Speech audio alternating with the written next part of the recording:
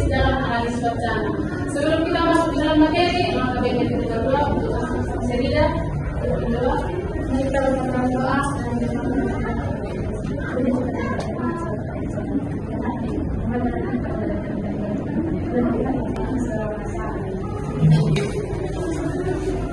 Siapa di sini yang sudah mengetahui apa itu literasi kritis?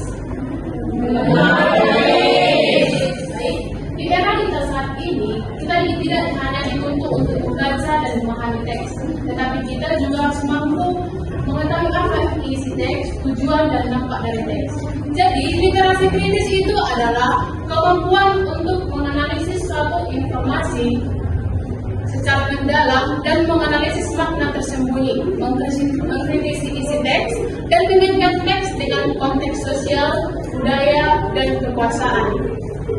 Baik, literasi kritis juga mempunyai tujuan. Yang pertama itu meningkatkan kemampuan berpikir kritis, yang kedua menghindari hoax dan manipulasi, yang ketiga memahami ideologi atau kepentingan di balik teks, yang terakhir menjadi pembaca yang aktif dan kreatif. Jadi kita sebagai pembaca harus mampu mengetahui apa itu tujuan literasi kritis. Masuk untuk slide berikutnya, kita juga harus mengetahui apa manfaat literasi kritis. Yang pertama itu tidak mudah terpengaruh informasi hoax. Yang kedua, lebih bijak dalam mengambil keputusan. Dan yang terakhir, meningkatkan kemampuan berpikir kritis, analitis, membentuk sikap kritis dan mandiri. Kan di era digital sekarang ini banyak informasi mungkin yang kita terima baik itu dari WA atau dari Instagram dan sebagainya. Jadi kita harus mengetahui apa isi dari teks itu. Karena kan dari informasi yang diberikan kita jadi tertipu dengan informasi tersebut. Baik, literasi kritis juga mempunyai ciri-ciri. Yang pertama itu tidak menerima informasi secara langsung. Yang kedua, selalu mempertanyakan isi teks. Yang ketiga, mampu menemukan makna tersirat.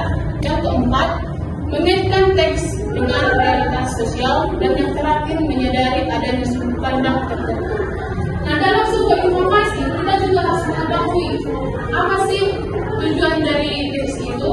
Kita juga harus mengetahui apa makna dari informasi yang kita terima dari sosial media yang kita gunakan. Literasi kritis juga mempunyai struktur literasi kritis. Yang pertama itu memahami teks, yang dimana memahami teks ini kita harus tahu isinya, topik, dan apa sih informasi utama dalam sebuah informasi tersebut. Yang kedua itu menganalisis teks. Kita harus menganalisis penggunaan bahasanya, gaya bahasa, dan struktur teksnya. Dan yang terakhir itu menafsirkan, mengevaluasi, dan merespon informasi. Jadi kita tidak boleh sembarangan langsung mengambil kesimpulan bahwa informasi itu sudah benar atau salah. Kita harus menganalisis apakah informasi itu benar atau akurat untuk kita ketahui. Nah, di sini Miss ingin bertanya kepada saudari Angel, apa sih hubungan analisis wacana dan literasi kritis dalam analisis wacana? Terima kasih atas kesempatannya. Jadi hubungan literasi kritis dan analisis wacana itu ada beberapa. Yang pertama itu mengkaji teks tidak hanya dari isi, tetapi juga dari tujuan dan kepentingan penulis. Yang kedua itu menemukan pesan tersirat dan bias. Yang ketiga memahami bagaimana bahasa bisa mempengaruhi cara berpikir pembaca. Jadi literasi kritis itu membantu kita menilai informasi secara kritis, sedangkan analisis wacana itu membantu kita memahami makna dan tujuan yang terkandung di dalam teks. Jadi keduanya membantu kita menjadi pembaca yang lebih cerdas dan tidak mudah terpengaruh oleh informasi. Oke, jawabannya sangat benar. Mari kita berikan aplaus. Dari materi yang disampaikan tadi, pasti kita ketahui literasi dalam menganalisis wacana itu pasti mempunyai kelebihan dan kekurangan. Yes. Untuk saudara Riolan, coba sebutkan menurut pendapatmu apa sih kelebihan dari literasi kritis? Terima kasih Miss untuk kesempatannya. Jadi kelebihan literasi kritis itu yang pertama, meningkatkan kemampuan berpikir kritis. Kita sebagai pembaca dapat menelaah teks yang kita baca untuk mencari tahu maksud yang dimaksud. Yang kedua, mengungkapkan makna tersembunyi. Yang ketiga, meningkatkan kesadaran sosial. Yang keempat, menghindari manipulasi informasi ataupun menghindari kita terpengaruh dengan berita yang tidak betul. Yang kelima, mengembangkan kemampuan argumentasi. Baik, mari kita berikan aplaus.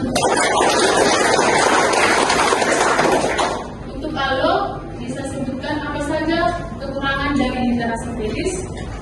Ini untuk kekurangan literasi kritis yang pertama, memerlukan kemampuan analisis yang tinggi. Artinya, literasi kritis ini membantu seseorang untuk menjelaskan isi atau kebenaran suatu informasi. Yang kedua, membutuhkan waktu yang lebih lama. Ketika kita sedang menganalisis sesuatu, tentunya kita harus membaca serta mengcross-check bukti-bukti atau sumber-sumber yang terpercaya. Yang ketiga, berpotensi menimbulkan perbedaan interpretasi. Artinya, setiap orang memiliki pengetahuan dan pengalaman yang berbeda sehingga orang-orang tersebut berbeda pandangannya terhadap penulis. Yang keempat, dapat menimbulkan sikap terlalu skeptis. Artinya, seorang lebih mengutamakan pemikirannya sendiri daripada pemikiran orang lain, sehingga dia merasakan curiga atau ragu terhadap jawaban seseorang tersebut. Yang kelima, memerlukan pengetahuan yang luas. Untuk mengetahui suatu informasi, tentunya kita harus memiliki atau mengetahui topik dasar yang akan kita bahas. Terima kasih. Baik, mari kita berikan aplaus. Apakah kalian sudah paham apa itu literasi kritis? Karena sudah semua paham, Miss mau menes kalian apakah sejauh mana sih kemampuan kalian dalam literasi kritis? Untuk saudara Stephen, coba sebutkan apa tadi tujuan dari literasi kritis? Baik, terima kasih untuk kesempatan ini. Jadi tujuan literasi kritis itu dibagi menjadi 4. Yang pertama yaitu meningkatkan kemampuan kritis. Jadi di sini tujuan literasi kritis ini tidak hanya membuat kita hanya membaca informasi, tetapi dapat menemukan informasi dari informasi lain dari media yang lain juga. Yang kedua yaitu menghindari hoax dan manipulasi. Jadi ketika membaca informasi, kita tidak langsung percaya kepada informasi itu, tapi mencari dari informasi lain untuk memastikan informasi itu betul atau tidaknya. Yang ketiga yaitu memahami ideologi atau kepentingan di balik teks. Jadi dalam literasi kritis kita tidak hanya melihat sebuah informasi, tetapi mampu untuk memberikan tanggapan dan menghubungkannya ke dalam pengalaman kita pribadi. Yang keempat yaitu mencari pembaca yang aktif dan perspektif. Jadi di sini literasi kritis bertujuan untuk membuat kita tidak hanya membaca informasi, tetapi dapat memberikan bagaimana informasi itu menyampaikan informasi yang kebenaran dari informasi yang kita dapat. Terima kasih. Oke, mari kita berikan aplaus. Karena semua sudah paham, Miss, ada sebuah pertanyaan. Nanti siapa yang bisa menjawab, kita akan berikan hadiah. Amin. Untuk saudara Marlina, Miss mau bertanya, mengapa literasi kritis sangat penting di era sekarang ini? Baik, terima kasih atas pertanyaan ini. Karena literasi kritis sangat penting, karena pembaca tidak akan langsung menerima mentah-mentah informasi yang diterima, tetapi pembaca akan memeriksa sumber, tujuan penulisan, penggunaan bahasa dan data yang telah disajikan, sehingga pembaca tidak menerima informasi yang menyesatkan. Terima kasih. Mari kita berikan aplaus. Dari materi kita hari ini kan sudah anak-anak sudah memahami semuanya. Miss mau salah satu dari kalian menyimpulkan materi kita pada pagi hari ini. Baik, untuk saudara besar. Terima kasih. Jadi Miss, kesimpulan yang dapat saya buat dan saya simpulkan yaitu literasi kritis dalam menganalisis wacana sangat penting untuk menghadapi informasi di era digital.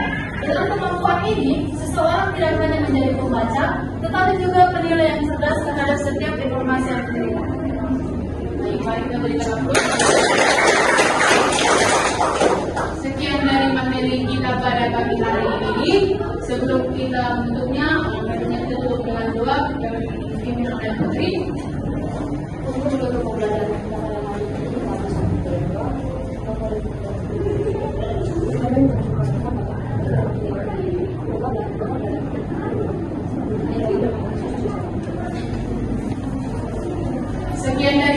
hari ini. Semoga pembelajaran kita hari ini bermanfaat untuk kita semua. Disucapkan